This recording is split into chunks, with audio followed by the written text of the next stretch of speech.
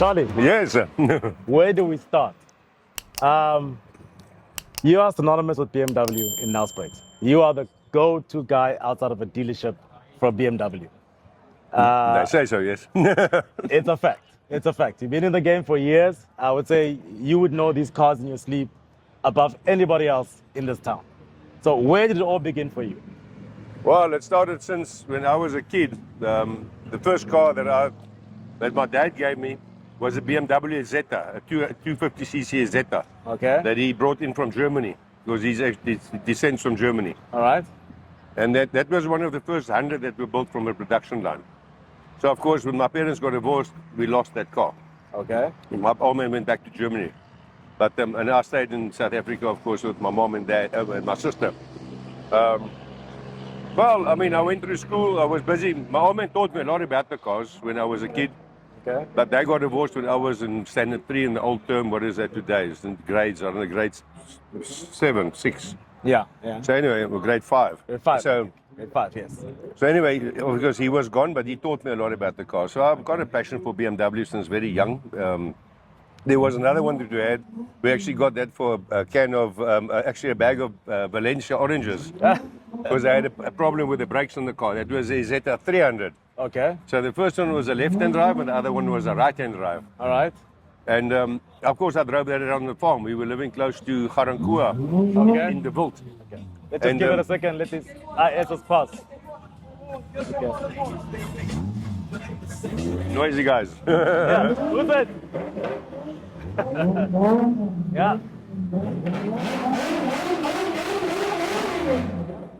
Yeah. Yeah. It's amazing how those motors can take it. Eh? It's crazy. It's crazy. It's hectic. So you got the second one for a bag of Valencia oranges. A bag of Yeah. oranges, yes. Yeah. So that was also quite nice. It ran well. I mean, we done the brakes and everything was fine with that car. And then, of course, my parents got divorced, so all these things went down the tubes. From there, I carried on to school, till matric. Yeah. Went to the national service, of course, that called us up. Yeah. And then I always had my passion for the cars. And then I came back from the army.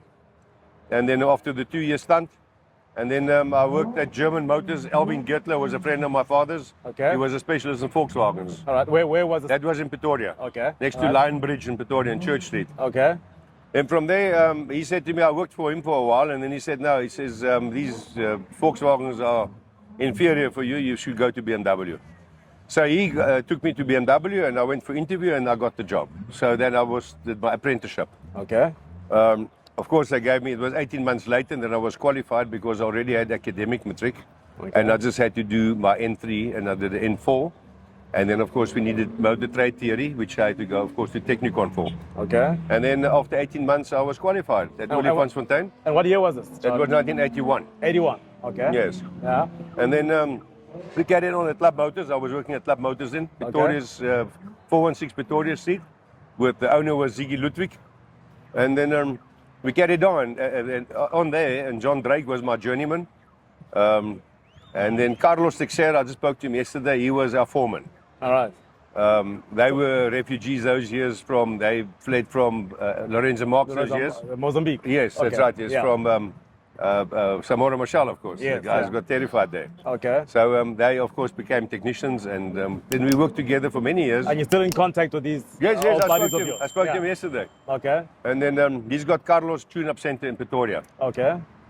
So anyway, from there, I decided when I was 28, I got an offer here from Nelspruit BMW. Okay. That was still, the owner was Joe Germanos. Yeah.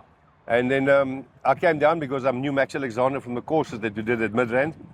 I actually knew him from our Sandu days, the days when it was still a Sandu. All right. And then Midrand, of course, that round building there in Midrand, we went there for Yeah, courses. that That's BMW right, yes. building. Okay, yes. we Next to the freeway there. Then we went for Yeah. training there with Lochner Dicker and Rob Cowan and all the whole crew.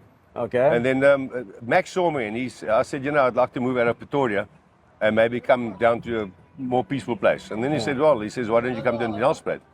So I came for the interview, and of course we got the job.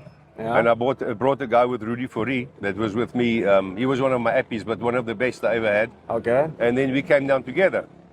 And they carried on with BMW there until SJW took over because they Yes. threw Joe out because of politics. I don't know what exactly happened there. Yes, and the stewards took it as the stewards, right? Then Stuart Walker, yes. Yeah. And then, yeah, by the millennium, I said, I've had enough. I could rather put all this effort into my own thing Okay. than carrying on, because they all walked around and saying that we already dead wood and all kinds of nonsense like that. So I said, we're dead wood, Okay. but we know these cars and we've got a passion for them. So then I moved out, and then I started where I'm still today. It's 22 years later Wow. with Charlie's Repairs and Spares. Yeah. That are fixing BMWs, and we do minis. Are you doing minis as well? Minis, yes, Okay. minis as well. We did a bit of Land Rover, but Land Rovers are, it's too complicated concerning workability. Okay. I got a rotary lift in as well for those cars, because you have to split the body. The body, you have to actually get the lift motor it, out. yeah, That's right, yeah, yes. yeah. And then the guys are always short with money and this and that, So I Because said, it is an expensive fix on the Very Land much, Rover. very Once you lift the body off the chassis. very much. It doesn't stop. It's like a organ transplant, man. It is, It's right? crazy. Yeah. So I just decided that's enough for me. So I carried on with my BMWs. Okay.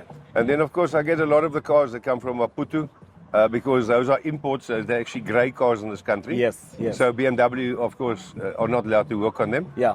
They can do a diagnosis, but they're not allowed to work on the cars. Okay, all right. So they all they come to me in the end, and then of Okay. course I do the cars. The cars the same thing. It's just that it's a great product. It's a great product, yes. It's the yes. same as Toyota and all the other dealers. Here's one standing right next to us. Yeah, That's that's a right, great yes, product yes, as well. yes, yeah, yes. yeah. And they're fantastic cars. I mean, there's nothing wrong. It all comes out of the same factory. Correct. So I do a lot of them.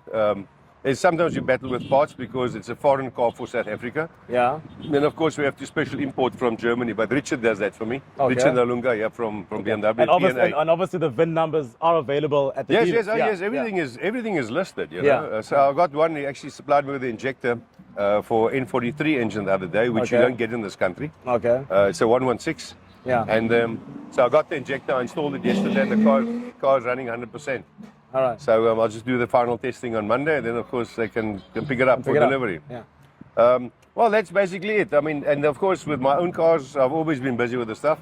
I got a 2002. I bought that with my Army Danger Pan in '79. Okay. You still have it today? I still have it today. Yes, it's All at right. home. Okay. And I've been, of course, when Z3, I saw you with the Z3M once. yes, a M Coupe. Yes, still got that? I got an M Coupe. Yes, I had two of them, and I sold one. I actually spoke to a guy just now about it. Okay. The other one had 20,000 Ks on. Wow. And I sold it to a guy. His name is Lumas, is his surname. Yeah. And he's a collector, and he's in Midrand. Okay. And I think he's got now, I think 199 exclusive cars. Wow. From 327 IS, 222, the normal Okay. one, the Okay. TI, and the TII. Okay. Now the TI came out with two side drives like mine. Yeah. You know, two side drive Solexes, and then of course you get the TII, which is the one with the Kugelfischer fuel injection. All right. That was like the pocket rocket they used to call it those years. So he's got all these cars in his collection, and he worried me the whole time. He wanted the M Coupe. Okay. So I sold the car eventually to him, and when he stopped it in Midrand, it had exactly 20,000 Ks on the clock. So it was like brand new. Yeah. The other one I got has got 117,000 on, but that's got the S54 engine in, the M3 4-pipe engine, Yeah. which is a nice car. It goes very well. I don't drive it a lot nowadays because of the roads being so bad, you know. And Yeah, it is a problem. That is the problem. It's That got a is the low problem, profile tires, you know, with those AC snitcher rims on.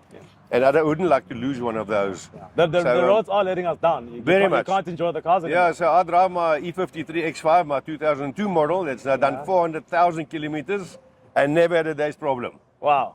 So that tells you, I tell you what, that's most probably the best engine ever built, the M57 engine.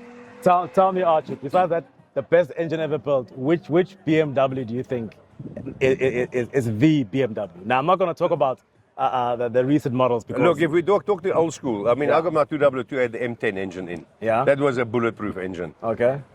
It still is today. And then, of course, the M30 engine of the 635 and the 730 and the whole lot, they all ran with the M30 engine. Okay. First it was carburetor, and then, of course, later on they went to fuel injection.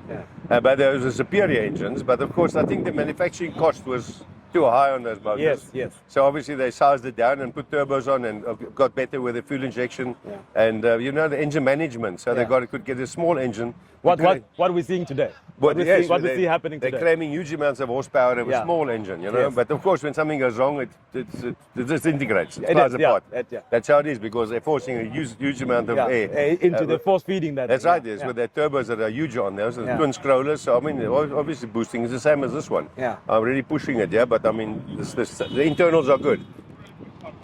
E13. Yes. What motor is it? Is it still the original factory motor? No. This is I had the original factory motor in here, the M20. Okay. 2.5 liter, and I altered that for a turbocharger. All right. And then the motor just can't take the stress because the rods are too short, so the stroke is not good. Okay. So it's as soon as you boost it hard, it likes to break parts inside. Okay. So it throws a rod or something. Okay. Then I decided let me take M52 engine, All right. the 2.8 of the Dolphin BMW, Okay. steel block, cast iron block, and of course aluminium head. All right. And then I put the first one I built was with Honda pistons, forged pistons, Okay. to get the compression ratio right. Worked well. And then I decided, you know, I'll change that because I've done quite a few of the N54 and N55 twin turbocharged BMW engines of the new ones. Yes. The 135 and of course the F01 and all those cars run with the same motor. Yeah. So the one's got twin, I think N54 has got twin turbos and N55's got a single turbo.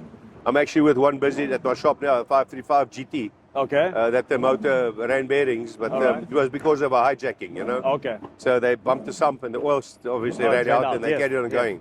So that has been rebuilt now, so the car's right again. But I saw those pistons are a good idea for this one. Okay. So then I managed to get 6 pistons and I put them in here with beam rods and the whole lot. So I got a bit higher compression, so it's spooling up better, the turbo, much faster. Okay. And I've got, of course, here's a lot of stuff inside. There's 940cc injectors, a twin scroll turbo, Yeah. quite a big intercooler, 6-speed 330 diesel gearbox. Okay. Side shafts we modified, everything that it can take the punch. Charlie, why a diesel gearbox? Because even the guys who want to run the 2-liter 16-valve motor prefer the Golf 4 diesel gearbox. Yes, look, the gearbox. The ratios.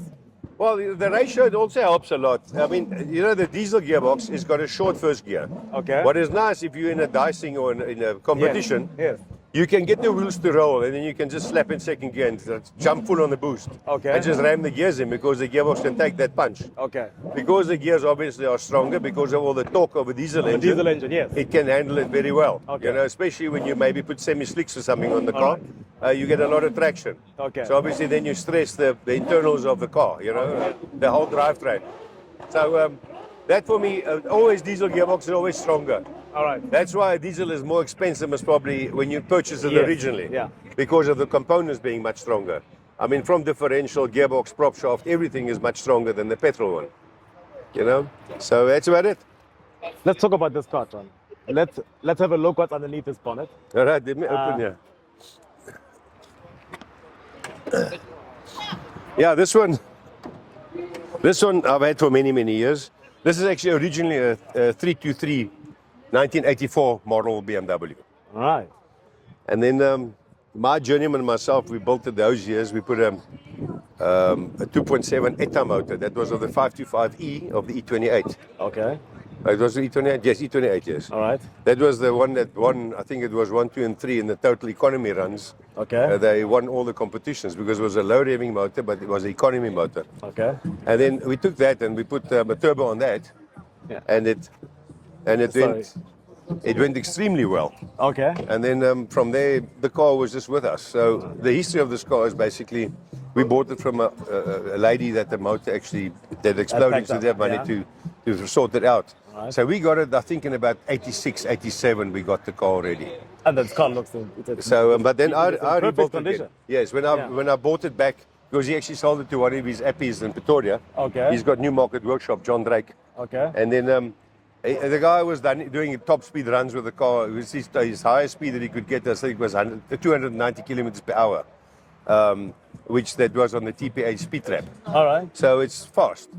And then, but that was those years. Yeah. But he had another aerofoil in the car, so he actually, you know, he like abused the car. Okay. I wanted it to be a sleeper. You want a stock It looks- standard sleeper? Has to be Yeah. Has to be original. Yeah. Although there might be a few different So when components. you on the look at it, bonnet. you'd probably think it's a 323. That's or right, something, yes, and a yes, robot. yes. Yeah. And yeah, especially with a single exhaust pipe, okay, Yes, it's a 76 mil, but it looks like it might be a 320 or something, Yes, you know? yeah. So it's really a sleeper. I put big brakes on here as well, 6-pot So- calipers, Upgrade on the braking That's system. right, yes, Front yes. and back, or just front? the front and rear, Front and and rear. of course Bilstein shocks all round. Okay. There's a lot of It stuff. has to be Bilstein. Yeah, Bilstein is... Bilstein or nothing. Well, I mean, the thing is, if something goes wrong with that shock, it can be rebuilt again or Okay. refurbished. Yeah. Where the others you have to throw away. So it doesn't mean much to me. And then tell me all of the fabrication, your strut, your pipe work. Did you do that? Yes, well, All the the welding? most of it, the rest was John Drake, my journeyman. He's in Okay. Pretoria. Okay. I took the car up there and they manufactured some of the pipes. Okay. They put that bracing for me. All right. But the manifold is ourselves because it's a M20 It's a manifold manifold, onto yes. a multi-valve engine. Yeah. So I had Barry Collier here in town. They got do profile cutting. All right. I had these flanges. I made a template of it and they cut me a template Okay. out of aluminium. All right. And then, of course, I cut the intake manifold off, all the intakes from the M20 motor. Yeah. And I entered it, got it in position, and then welded it in with a TIG welder. And then, of course, I molded out, and that's all the ports are 100% the same, that it can accommodate the injectors. And then it went on, and there's the car in the end. So, but this is like, it sounds quick, but it's a huge amount of work, eh? It is. It's a lot of work. It takes time. Yes. Power on the flywheel, power to the wheel. On the wheels on this one now, I just had it by Steve's Auto Clinic. It's got a whole tech management in. Okay. Which comes from Australia. I find it better because you can manipulate the system a bit. Okay. So this engine's got NOx sensors on now. It's got a lambda sensor in the exhaust pipe Okay. to check the air fuel ratio. Yeah. I've got so the whole tech is actually quite nice. But in any case, putting it onto the dyno, they strap it down quite nice. They've got a nice roller dyno there. It can accommodate 4-wheel drive cars or two-wheel drives. Yeah. So they really bolt the car down because it normally tends to go into a wheel spin on the dyno. True. But I think the stats might be here, but the last that they had was 345 kilowatts on the rear wheels Okay. and 725 Newton meter torque on the wheels. Oh, Now that's huge. that's big. That's big power. I don't care about the kilowatts. I love the torque, torque, because of course, that makes you climb the trees, you yes. know. That's So, what you feel. That's Yeah. right, yes. Yeah. So it's brute power, and that torque is already at 4,200 RPM. So I don't have to really stress the engine have to go all the overrev way it. up, yeah. You can just short shift and you're on your torque, so it just keeps on flying, you know, which is nice. It's a pleasure to drive. I can say you that much. If you got any stress, this car if you get into this car, you leave your stress behind with about 50 meters at least. So you don't go to the doctor. You just jump into That's the all, yes. E30 and you're It's done. a total stress relief. Perfect. Very nice. I tell you what, it's an absolute pleasure. Of course, it's got a high volume fuel pump as well to supply the engine. To with supply enough the petrol. engine with the- yeah. Because we're talking here, it's got 3 times more horsepower than a standard one. Okay. So obviously it needs much more fuel. Yeah. Of course, I mentioned the injectors already. That's 940cc injectors. That I got from Boetie Butler those years. Okay. Butler Motorsport. That used to have one of these. I think it was a 6.8 second car on the quarter mile I at think Bolton. I think I was still a kid, man. Yes, but he's got. They built another one, and they went to Yeah. America, and they also did very well there. Yeah. But it's like it's a billet motor that they built, Okay. based on the M30 engine, but it was actually the M5, the E39 M5, which was, I can't remember exactly. It was the S60, S36, and S37 engine, 3.6 and 3.7 liters engines. I can't remember exactly. It might have been a 3.8 liter straight 6. But they, of course, put a huge turbo on that thing and put it into a small car like this. Yeah. And it went extremely well. I saw that with my own eyes there at Tolton Raceway, Yeah. at Mick van Rensburg's place. That's also passed, of course. And tell me, Charlie, E30 has such a big following in South Africa. 94 onwards, I would say it has become the car. Very much, It yes. has become the go-to car for young people. in Yes, South Africa. yes, I mean, yes. City Golf used to be the car. That's right, yes. That's yes. gone. Yes, You know, yes. it's all about E30. Yeah, the thing is as well, and- you know, when this little car comes along, it's so appealing to the eye. You know, it's got nice looks. It's a sexy car. You know, It's got and the beautiful people lines. love it. yeah, Very much, yeah. very much. And what would you say? Because I always find people wanting to justify a 325 over an IS, which is 327. Yes, look, IS is nice, but you know, those are rare now, and they're selling for big bucks, eh? Yeah, $1 million plus. But I see, I mean, this one that I rebuilt now over the past, what, about quite a few years, but you know, whatever breaks, you just make stronger that it can last and stay together. You need a reliable car. Yeah. If I want to go from here to Cape Town, I can do it now. Okay. It's because there's no problem, and I can even have a dice as well. Yeah. Because everything is strong, from side shafts, everything. A car like this, I think this is definitely better than having on the front wheel drive car. Yeah. You can make. Go ahead, no, these guys are not scared to break a motor. Not at all, no? Yeah. But it's actually amazing how they can take the punch. And they do this over and over the entire day. Yes. Yeah, and I do love it. Well, look, I mean, there's the money involved. Yeah, look, everything I did myself. Yeah. So there was no labor involved. Yeah. But But the cost of parts. on the not even the purchase of the car, because I bought it from that youngster. Yes. But which of course basically destroyed it. Yeah. So I seam welded all the shock towers, everything. I welded everything. I had everything sandblasted. Okay. Seam welded that the car is strong because they like to break out in the pots. Okay. And of course, if it's got a brace, it helps a lot, you know. Correct. But this car ran over 400,000 rand on parts. Parts alone. Parts alone. 400,000 rand. Yes. So this is a labor of love. Yes, I mean, if you look at the blower valve and the turbo and the wastegate, that's all teal stuff. That all comes from America. Okay. So it's expensive stuff. And then the turbo smart, the turbo boost controller, that's also expensive. That comes from Australia. The whole tech management was, the time when I bought it was 65,000 rand. So there's nothing cheap here. Nothing at all. We need to come and pay you a visit at your house, Charlie. And yes, I can show you my 2W2. Look at all of the other cars you've got there. Yes, yes. You get the history because you've just got a vault of information which you've accumulated over it's the actually years. very interesting. I had an El Camino, Chevy El Camino as well, the 5-litre 72 model. Yes. But I sold it to a friend of mine in Barberton because the car developed rust, you know, because it was always undercover, which is actually a big problem. You must never do that because it's like a greenhouse effect. It you is, know? yes, with the heat and the... That's right, yes. So it reminds me, I had a car like that I bought my son those years. Okay. And he flogged it in the end. We sold it for 100,000 rand. It was about 4 years ago. Yeah. And now they're going for 300. For 300,000 rand. Standard as it is. But it's most probably the rand that's devaluing. Yeah. So you have to throw more, you know. Now, E30 is worth a bunch of money. Oh, yes, They definitely. are worth a lot of money today. Yes, very much. And everyone is looking for one. Yeah, this one's got quite a few other things in. I got an oil cooler in here for the engine. I got a water cooler for the turbo that also sits in front, and of course the intercooler. Of course, yes. So to get the stuff cold, you know. Yeah. And I put a Cooling small, is vital. And I put a small fan on the top there. It's actually from Volkswagen. Imagine that. Okay. So it's got a temperature sensor on the radiator. So if I drive the car hot, I don't have to open the bonnet when I'm in some funny situation. Yeah, like everybody else on E30. That's right. The So the fan open. automatically switches on. It's got an auxiliary water pump, so it actually circulates the water through the engine and sucks all the heat out. So it sucks everything through the radiator out, and then it dumps it behind the right front wheel, which is actually quite nice. It disperses the heat. Yeah. So if you come to your next dice again, the engine is actually cooled down. Ready for it, yeah. Because it needs cool air. Yes. So you can dice it for longer. That's There's right, somebody yes. else next to you. They'll start And overheating. if I stop it, normally the guys put dry ice and things on the cooler. Yes. And it just cools Just down cools on down its own, itself, yeah. and then it's fine. But I don't abuse the car anymore. I mean, it's senseless. Yeah. I like it. I enjoy it the way it is. Okay. The people love it. And of course, I've got the 420 seats in. That's quite a new model car. Yes. Yeah. But the backrest of the 420 is like a fold down.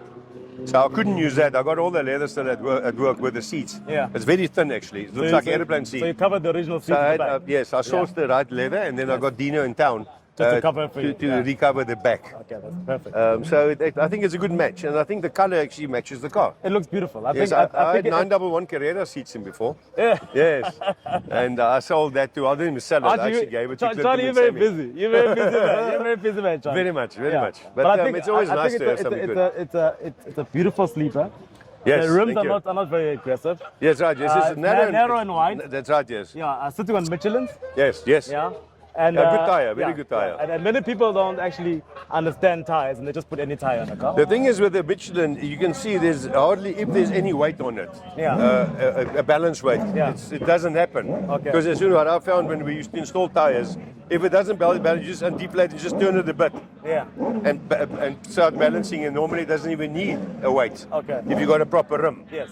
You know, so on this car, I don't even think there are wheel weights on it. There might be on the backs, maybe 1 or 2. I see that with my RS4, with the Pirellis I've got there. Yes, yes. It hardly needs weight loss. That's right. Yes. Look, the tire is made properly. Yes. You know, so this is where it comes in. Yeah. So for me, Michelin is good. I run on very low pressure in the back, 1.2 bar. 1.2 bar. Yes, that's why. So that's otherwise, to get traction. To get so when traction, you pull, yes, yes. Yeah. Okay. And of course, I move the batteries in the boot. Okay. Put some ports in the back, you know, to brace the differential, Okay. to keep it all together. Otherwise, it starts staring out. What differential are we running here? I'm running a 2.9 of a 333. 333. Yes. Where did you find that? Because Hey, it's difficult enough to find the 333. Yes, yes. It actually had the 2 sensors as well because it had a temperature sense on the diff. Yeah. That showed on the one vent was actually a differential cooling, you know, the Okay. temperature. And so I got this diff from a friend of mine. Yeah. And that's a 2.9 diff, slip diff, of course, Yeah. 25% slip diff, Yeah. which is nice because a 2.9, that's what I need.